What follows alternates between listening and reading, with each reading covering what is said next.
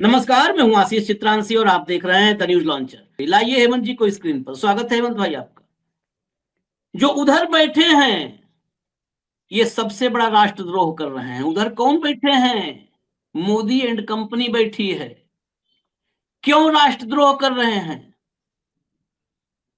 क्योंकि वोट चोरी कर रहे हैं और वोट चोरी सबसे बड़ा राष्ट्रद्रोह है। इससे बड़ा राष्ट्रद्रोह कोई नहीं है।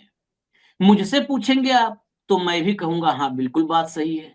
लेकिन ये अभी फिलहाल मैं ये नहीं कह रहा हूं, ये सदन में राहुल गांधी ने कहा है कि सबसे बड़ा राष्ट्रद्रोह कर रहे हैं, यानी सबसे बड़े राष्ट्रद्रोही कौन है? Modi and company. यही है सबसे बड़ी राष्ट्रद्रोही जो पूरे देश में छांट रहे हैं ना, घुसपैठिया, रोहिंग्या, यही हैं।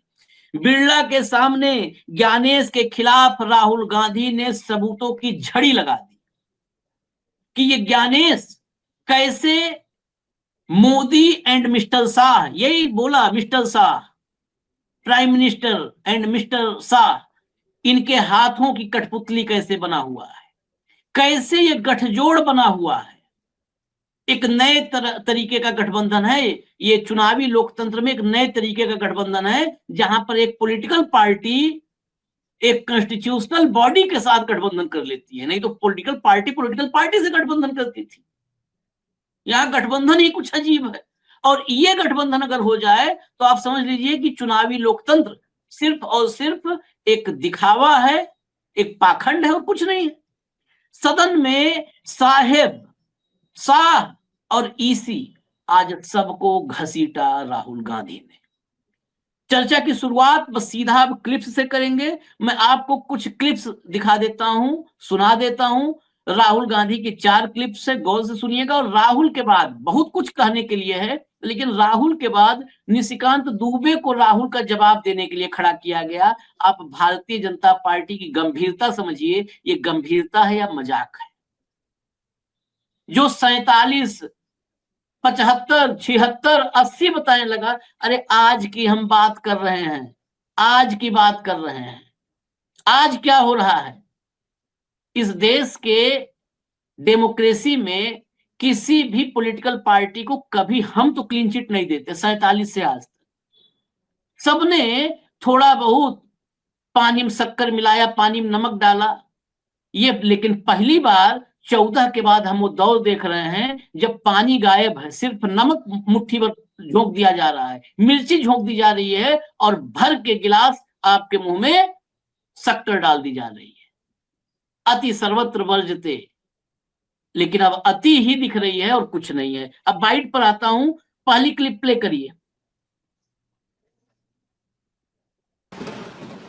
And I'd like to conclude by saying that the biggest anti-national act you can do is vote chori. There is no bigger anti-national act that you can do than vote chori. Because when you destroy the vote, you destroy the fabric of this country. You destroy modern India, you destroy the idea of India. So I'd like to conclude by saying vote chori is an anti-national act, and those across the aisle are doing an anti-national act.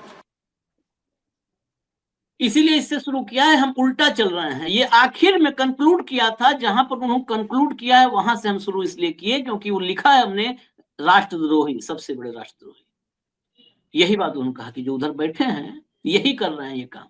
Second bite.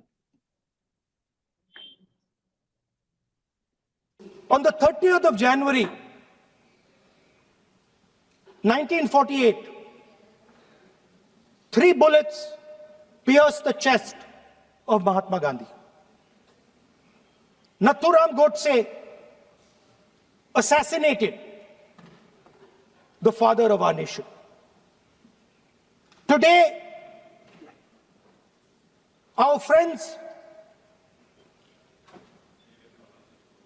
do not embrace him. Today, our friends have pushed him away. He's an uncomfortable truth. But that's not where the project ended. You see, as I said, everything has emerged from the vote. All the institutions have emerged from the vote. So it's obvious that the RSS has to capture all the institutions that have emerged from the vote. So the project, after Gandhiji's assassination, the next step of the project was the wholesale capture of India's institutional framework. चलिए next, अगली सुना के चालू तभी चर्चा शुरू करेंगे, सुनिए. Why was the law with regards to CCTVs and the data that they contain changed? Why was a law put in place that allows the Election Commission to destroy CCTV footage 45 days after the election? What is the need? The answer given is it is a question of data. It is not a question of data. It is a question of stealing the election. Now, what is the result of this institutional capture? What is the result of controlling the Chief Election Commissioner and the Election Commission? First of all, we have a set of election campaigns that are tailored for the Prime Minister. 3-month, 4-month, 5-month long campaigns are taking place so that the Prime Minister's schedule can be fitted in to the program.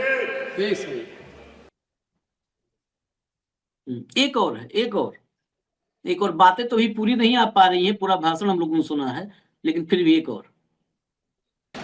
So the project of the RSS was to capture the institutional framework of the country, and I said how the education system has been captured.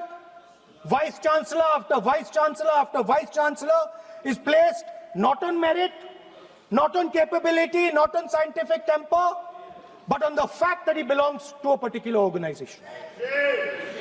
Second capture, which helps in destroying democracy, the capture of the intelligence agencies. We have the Home Minister sitting here, the capture of the CBI, of the ED, of the Income Tax Department.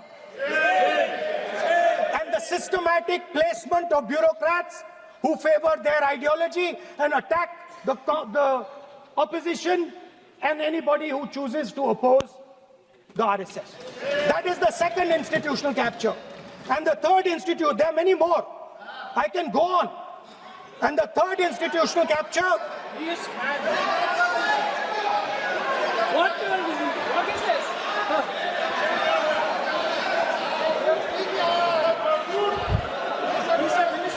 मानिए please मानिए. Yes, become Sonai.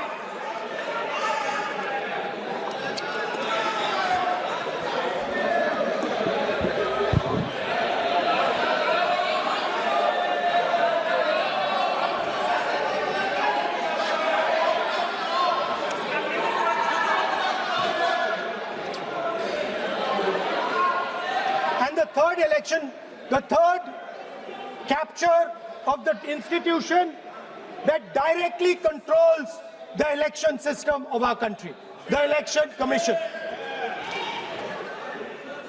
Now, I am not saying this without proof.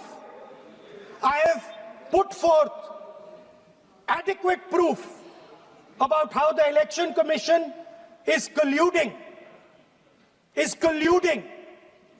with those in power to shape the elections.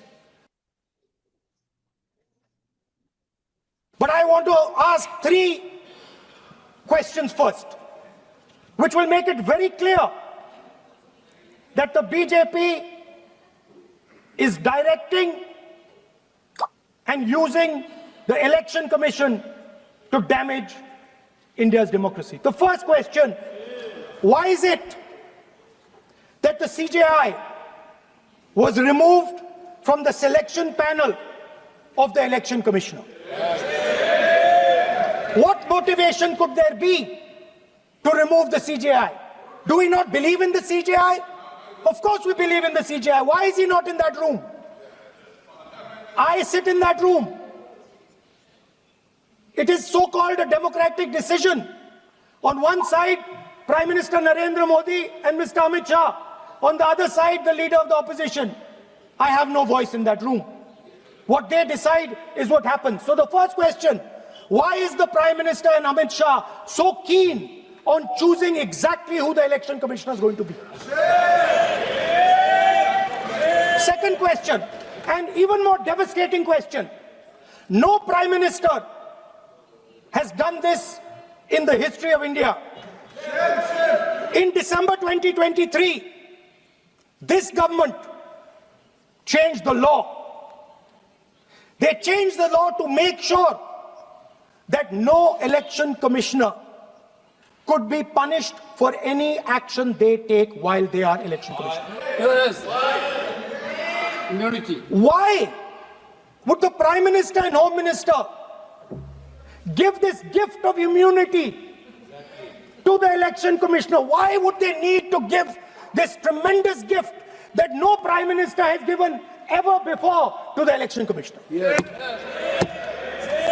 Mr. Shah is looking into the ceiling. Maybe he will answer this question when he speaks.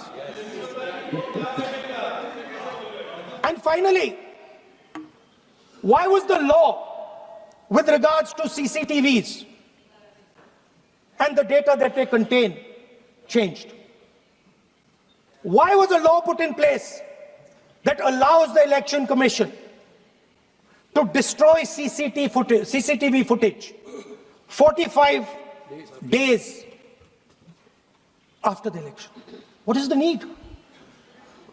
The answer given is it is a question of data. It is not a question of data. It is a question of stealing the election. चलिए, सुन लिया आपने तीन। अब तीन demand भी सुन लीजिए। ये चार डिमांड बहुत सिंपल है। अगर चुनाव सुधार की मंशा हो ना तो दंड से कर दो। सुना दीजिए भैया। How? When we are talking about electoral reform. Electoral reform is very simple. The point is, nobody wants to do it. The government doesn't want to do it. What does electoral reform require? What we've been saying.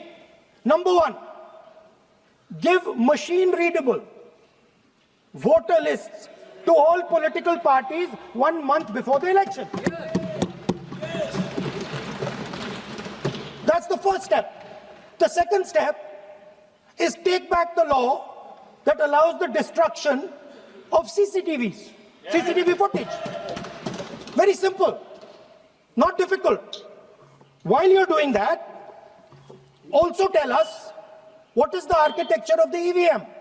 Give us access to the EVM. Let our experts go and see what is inside the EVM. Till today, we have not had access to the EVM. We are not shown the architecture of the EVM. We're not physically allowed to go and see an EVM. Give us the architecture. Give us access to the EVM. And finally, please change the law that allows the election commissioner to get away with whatever he wants to do. That's all the electoral reforms you need. And I want to assure the election commissioner that they might be under the impression that this law lets them get away with it. Let me remind them, don't worry, we are going to change the law and we are going to change it retroactively and we are going to come and find you. Right? So this is the situation that the country is faced with. गठबंधन के सारे सबूत हैं और सब सबूत रखे गए, सारे सबूत रखे गए, लेकिन एक और इसका जवाब देने के लिए निशिकांत दुबे को, मतलब ये बड़े शर्मनाक है एलओपी को जवाब देने के लिए किसको खड़ा किया गया, वो जो न्यायपालिका को, चीफ जस्टिस को गाली देता है। जब सुनाइए, एक झलक खाली सुना दीजिए, बाकी बहुत बातें हैं, चर्चा में भी लाएंगे। एक झलक सुना दीजिए। हाँ, हम आरएसएस के हैं, हम आरएसएस के हैं, मुझे गर्व है कि हम आरएसएस के हैं। और आरएसएस के इसीलिए हैं कि ऋण है शरीरों में, ऋण है शहीदों का, मगर कैसे चुकाएंगे। ऋण है शहीदों का, मगर कैसे चुकाएंगे। लहू की जब तक बूंद है तब तक तिरंगा लहराएंगे। यही आरएसएस का मापदंड है और यही हमारा विषय है। सुनिए, इसीलिए लाए थे रीन। अगर पहले तो हम रीन समझ ही नहीं पाए, हम कहे रीन इनके लहू में, रीन साबुन है। अभी तक सिंदूर तो सुने थे कि रीन है हमारे ऊपर, रीन है। तो हम पहले कहे थे कि लहू में सिंदूर है। सिंदूर तक तो हमको समझ में आया कि लहू में सिंदूर मान लिया बह रहा है, बहुत गर्मी है। लेकिन रीन हम समझ नहीं पाए कि रीन साबुन काहे को है। भाई रीन आप भी सुने होंगे, ये दरअसल ऋण बोल रहे थे, ऋण। तो ऋण को बता रहे थे कि रीन है। हम कहे भाई रीन साबुन से ये क्या धुलने वाला है आदमी आज, रीन है। और उस आदमी ने कहा कि लहू का कतरा, एक एक कतरा जब तक रहेगा तिरंगे के लिए रहेगा। और गर्व किस पे? संघ पे। देश को वाकई ये मूर्ख, निरा मूर्ख समझ लिए हैं। जिस संघ ने उस तिरंगे को 52 साल एक्सेप्ट नहीं किया, ये कह रहा है खून का एक एक कतरा है क्योंकि हम संघी हैं और तिरंगे की रक्षा करेंगे। अरे तिरंगा अपनाया नहीं, आज भी मजबूरी में तिरंगा लहरा रहे हैं सब। 2 युवक, शायद 2002 था, नागपुर में संघ के मुख्यालय पे तिरंगा फहरा दिए थे, तो एफआईआर हुई थी, एफआईआर करवा दिया था। तिरंगा फहराने पे एफआईआर। आज घर घर तिरंगा कर रहे हैं। हिपोक्रेसी, हिंदी में दोगलापन। कभी भी आपको इसकी परिभाषा समझनी हो, कुछ नहीं, एक फोटो देख लीजिए समझ में आ जाएगा। अब चलते हैं हेमंत जी के पास। हेमंत भाई, ये आपने देख ही लिया इतने सबूत, लेकिन इस सब का कुछ निष्कर्ष, कुछ हल इससे होगा? आप वहीं पर, मैं देख रहा हूं संसद में ही जितने लॉजिकल, मनीष तिवारी से शुरू हुआ, मैंने मनीष तिवारी को भी आज सुना। आपने कहा ना कि आप अकेले बोझ में रहते हैं, तो मैंने आज मनीष तिवारी को सुना, राहुल गांधी को सुना। एक एक फैक्ट रखा और वर्तमान की बात कर रहे हैं, और ये तत्काल नेहरू भाग जाते हैं। कहां इस देश को समझ में आएगा, कुछ होगा भला? आशीष भाई नमस्कार, आपको, सारे दर्शक साथियों को भी। देखिए, बेहद गंभीर चर्चा को आपने गड़बड़ कर दी इन नमूने को ला करके बीच में। इसको सेकंड स्लॉट में पटक देते तो ज्यादा नहीं, ये यही नमूने तो राज कर रहे हैं। इसने क्या कहा क्या नहीं कहा, मैं इसको एक लाइन में समेटना चाहूंगा। इसने क्या कहा क्या नहीं कहा, उसको सारे को स्वीकार करो या अस्वीकार करो, ये तो मैं दर्शकों पर, देशवासियों पर छोड़ता हूं। मैं तो आरएसएस के शहीदों के नाम जानना चाहता हूं। अगर ये निशिकांत दुबे बता दे, मोदी जी बता दे, अमित शाह बता दे, मोहन भागवत बता दे, तो मेरे ज्ञान में इजाफा हो जाएगा, मैं उनका ऋणी भी रहूंगा। आरएसएस के शहीदों के नाम बता दे, उतना मेरे लिए बहुत है। अब गंभीर चर्चा पे आते हैं, ये विषय बहुत गंभीर है।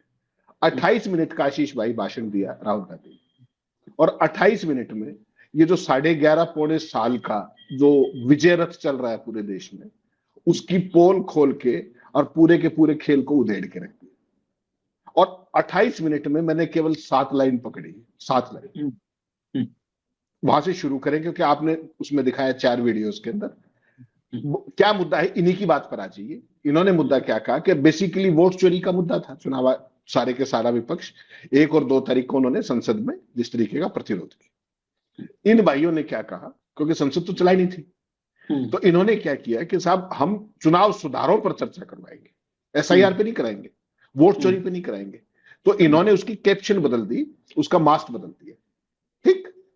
तो राहुल गांधी ने, आपने कहा ना कि इससे निकलेगा क्या, सबसे बड़ी प्रॉब्लम होती है लोगों को बहुत संक्षेप में अपनी बात समझा पाना। और यह बात मुझे कहने में कोई संकोच नहीं है कि राहुल गांधी ने आज 28 मिनट के भाषण में पूरे इशू को समझा दिया। वोट सुधार पे ही बात आ जाओ, चोरी पे बाद में आ जाएंगे। वोट सुधार पे उन्होंने क्या कहा, केवल 4 लाइन उन्होंने कही कि सारी चीजें ठीक हो जाएंगी, जवाबदेही क्लियर हो जाएगी, ट्रांसपेरेंसी हो जाएगी। आप हमारे हर एक पॉलिटिकल पार्टी को, कांग्रेस को नहीं, हर एक पॉलिटिकल पार्टी को मशीन रीडेबल वोटर लिस्ट दे दीजिए चुनाव से 1 महीना पहले। बात जायज है कि ना जायज है? 100% जायज बात है। चुनाव तो पारदर्शी है भाई साहब, अकाउंटेबल है, ट्रांसपेरेंट है। तो वोटर लिस्ट की दो दे दीजिए। दूसरा उन्होंने कहा, चुनाव सुधार की बात कर रहा हूं, आपने कहा क्या निकलेगा। दूसरी बात उन्होंने क्या कहा कि जो सीसीटीवी की फुटेज नष्ट करने का नियम बनाया आपने 45 दिन का, उसको तत्काल वापस लीजिए। सीसीटीवी की फुटेज नष्ट क्यों की जानी चाहिए, बता दीजिए। अगर आपने करोड़ों अरबों रुपया खर्च किया है कैमरे लगाने पर, सीसीटीवी फुटेज जुटाने में, उसको खत्म क्यों कर देना चाहिए, बता दीजिए। तीसरी उन्होंने बहुत महत्वपूर्ण बात कही कि जो वोटिंग मशीन है उसका पूरे का पूरा आर्किटेक्चर समझाइए पूरे अपोजिशन को कि वो काम कैसे करती है। वही बात मनीष तिवारी ने भी कही थी आज। ठीक, कि सोर्स कोड किसके पास है, क्या है, उनके सवाल का जवाब आज तक उनको संसद में भी नहीं मिला, बाहर भी। तीसरी महत्वपूर्ण बात है, उस पर कोई उन्होंने उंगली नहीं उठाई। उन्होंने कहा कि इसका आर्किटेक्चर समझा दीजिए, हमें मशीन तक हमारी एक्सेस दीजिए। और चौथा उन्होंने बहुत सिंपल सी बात कही कि जो चुनाव आयुक्तों को आपने इम्यूनिटी दी है कि उनके कार्यकाल के ऊपर कभी कोई कार्रवाई नहीं होगी, इस कानून को वापस ले लीजिए। तो ये चुनाव सुधार है या नहीं चारों, आप बता दीजिए। और इनको करने में किसी ईमानदार सरकार को क्या दिक्कत होगी? चूंकि आपने स्लग बदला, स्लग था क्या, वोट चोरी का। आपको लगा यार वोट चोरी पे तो बड़ी बेइज्जती महसूस हो जाएगी, तो आपने उसको चुनाव सुधार कर दिया। तो अगले ने चुनाव सुधार के 4 सुझाव दे दिए, कर दीजिए लागू। इसमें तो किसी को भी आपत्ति नहीं होनी चाहिए, किसी को भी आपत्ति नहीं होनी चाहिए। और फिर उन्होंने इस सुझाव को देते हुए एक लाइन और कही जो सबसे महत्वपूर्ण है। उन्होंने कहा कि मुझे पता है कि आप लोग ये नहीं करोगे, इम्यूनिटी वापस नहीं लोगे चुनाव आयुक्तों की। याद रखिएगा, चुनाव आयुक्तों को आगाह किया उन्होंने कि छोड़ेंगे नहीं, इम्यूनिटी का कानून सबसे पहले हम वापस लेंगे और तुम्हें ढूंढ निकालेंगे। तो ये अपने आप में एक सुझाव भी था और एक चेतावनी भी थी, चुनाव आयुक्तों को भी और सरकार को भी, बतौर एक विपक्ष के नेता के। एक पक्ष ये है, आपने चूंकि चुनाव सुधारों से बात की, तो कंक्रीट में 4 लाइन में, नटशेल में हमने बता दिया कि ये कहानी है। अब राहुल गांधी पे आ जाइए। राहुल गांधी ने कहा वोट चोरी। वोट चोरी का उन्होंने, सबसे पहले तो प्रॉब्लम देखिए क्या है। आज राहुल गांधी बहुत समय के बाद, आपने देखा कि खादी का कुर्ता पजामा पहन के आए, नहीं तो एक टी शर्ट में घूमते। और मुझे तभी लग गया था कि आज कुछ न कुछ होने वाला है काम, जब वो एंटर कर रहे थे उसके अंदर, और जो कुर्ते पजामा जिस तरीके से था कि आज वो किसी और ऐतिहासिक संदर्भ से बात शुरू करेंगे। वही हुआ। उन्होंने बात कहां से शुरू की? खादी का कुर्ता पजामा पहना और बात शुरू की खादी और गांधी से। ठीक, कि किस तरीके से गांधी को कत्ल करने वाले जो लोग हैं, उनको आदर्श मानते हुए भी उनको डिस्कार्ड करना पड़ रहा है किन्हीं कारणों के चलते, एक विशेष परिवार को। ठीक, और उसके भाषण में जब वो अपना भाषण बिल्डअप कर रहे थे, राहुल की प्रॉब्लम क्या है कि वो भाषण बिल्डअप में समय लेते हैं। ठीक, प्रियंका गांधी ने कल आपको देखा होगा, पहले सेंटेंस से ही वो सीधी की सीधी एग्रेसिव थी। ये अपना भाषण बिल्डअप करते हैं, हर एक आदमी का अपना स्टाइल है। 12वीं मिनट में आते आते आपने चेयर का चेहरा देखा था। बिड़ला साहब कितने भयंकर उत्तेजित थे, मैं तो हैरान रह गया, मगर कुछ हो ना जाए, कितना ज्यादा तनाव में थे वो। अरे भाई, आप तो चेयर पे बैठे हो, सरकार जाने विपक्ष जाने आपका क्या मतलब, आप तो रिलैक्स रहिए। तो वो उत्तेजित हुए। उसके बाद रिजिजू साहब की हालत देख लेते कि साहब हम तो चुनाव सुधारों पे बात कर रहे हैं, ये क्या बात कर रहे हैं इंस्टीट्यूशनल कैप्चर की। दिक्कत आरएसएस के जिक्र से थी, दुनिया की सबसे बड़ी एनजीओ है, उसकी बखियां उधेड़ रहे थे राहुल गांधी कि हर इंस्टीट्यूशन को कैप्चर करने का प्रोजेक्ट चल रहा है 1948 से, उस चीज को उधेड़ रहे थे। अमित शाह बैठे बैठे अपने सुन रहे थे आराम से, रिजिजू पूरा अपने आप को नंबर बनाने की फिराक में। ये सारी शुरुआत यहां से हुई, यूनिवर्सिटी से बात शुरू हुई, और सीधी बात कहां आई? सीधी बात आई वोट चोरी के ऊपर। और उन्होंने क्या कहा कि मैं बिना सबूतों के नहीं बोल रहा, सबूत दिए हैं, बार बार दिए हैं, और चुनाव आयोग की मिलीभगत के सीधे 3 सवाल पूछे उन्होंने, सबूतों पे भी आऊंगा, 3 सवाल बिल्कुल ब्रीफ फोकस्ड। उन्होंने कहा पहला तो आप ये बताइए कि जो सिलेक्शन पैनल है इलेक्शन कमिश्नर और सीईसी का, जब सुप्रीम कोर्ट का ऑर्डर था कि इसमें सीजीआई होने चाहिए, तो आपने उसको बाहर क्यों किया? पहला सवाल था उनका। अगर आप निष्पक्ष और पारदर्शी चुनाव चाहते हैं, सीजीआई सुप्रीम कोर्ट का ऑर्डर था, आपने उसको बाहर क्यों किया? पहला। फिर उन्होंने कहा कि जो देश के संविधान में निर्देश के प्रधानमंत्री ने किसी ने नहीं किया, वो आपने मोदी जी क्यों किया 2023 में, कि चुनाव आयुक्तों को आपने इम्यूनिटी दी। और तीसरा सवाल उन्होंने ये पूछा कि सरकार ने जो ये सीसीटीवी फुटेज थी, इसका रूल क्यों बदला, कारण बता दीजिए, स्पेसिफिक टू द पॉइंट। और फिर अमित शाह को टारगेट करते हुए उन्होंने कहा कि देखिए सुप्रीम कोर्ट चाहता था कि सीजीआई बैठे, आपको सीजीआई से क्या आपत्ति है, बताइए, सरकार से पूछे। और कहा कि मीटिंग में बैठते हैं, उधर अमित शाह और मोदी होते, इधर मैं अकेला होता हूं, तो मेरी तो कोई सुनवाई नहीं, बहुमत का है, तो क्यों निकाला आपने उसको सीजीआई को? जवाब बता दीजिए, जवाब है ही नहीं।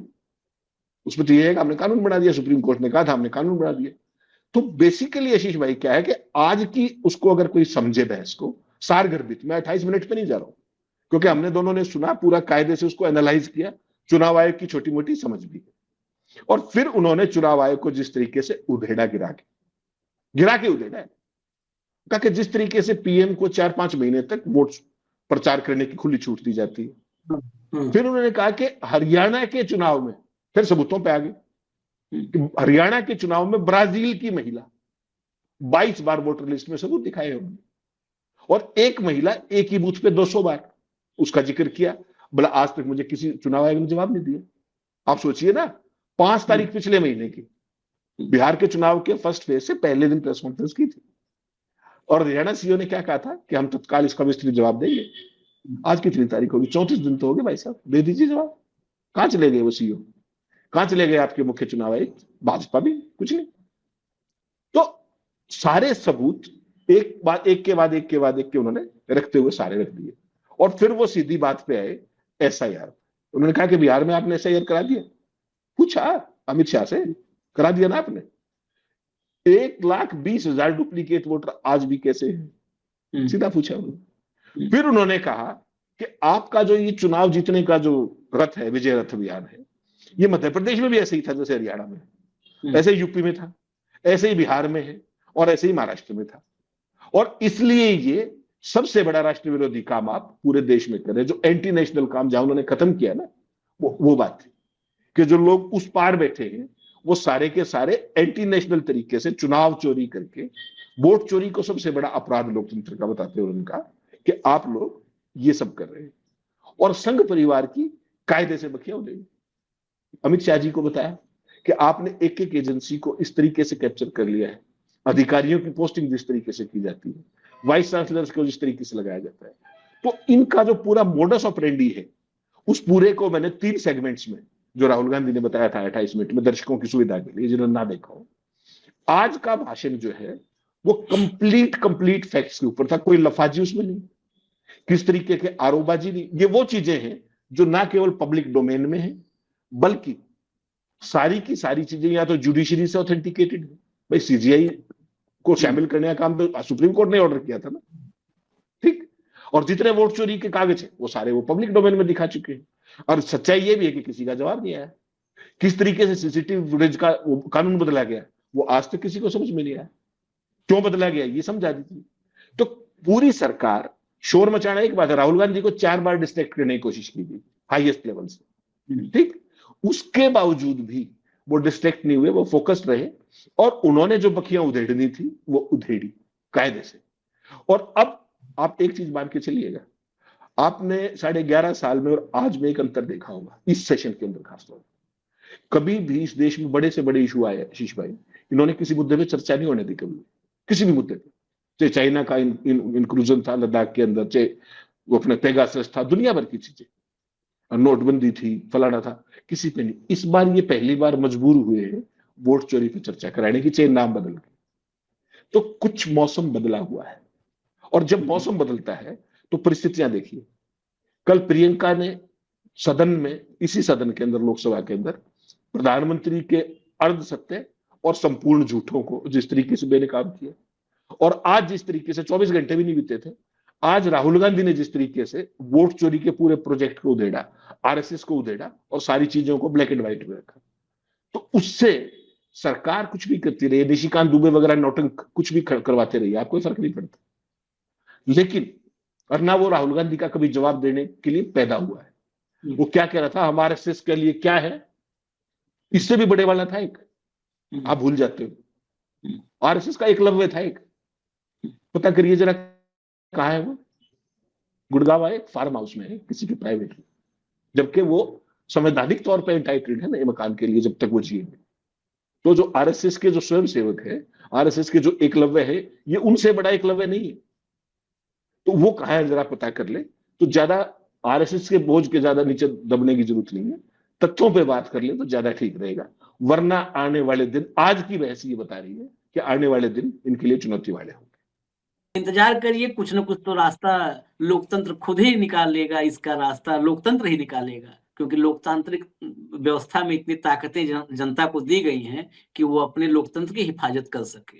अब बस जनता अपने उस लोकतांत्रिक अधिकारों को समझ पाए, इतने हम कामना कर सकते हैं। और जो हम एफर्ट कर सकते हैं वो हम कर रहे हैं, आज भी कर रहे हैं, कल भी करेंगे और करते रहेंगे। धन्यवाद हेमंत भाई, बहुत बहुत धन्यवाद। नमस्कार।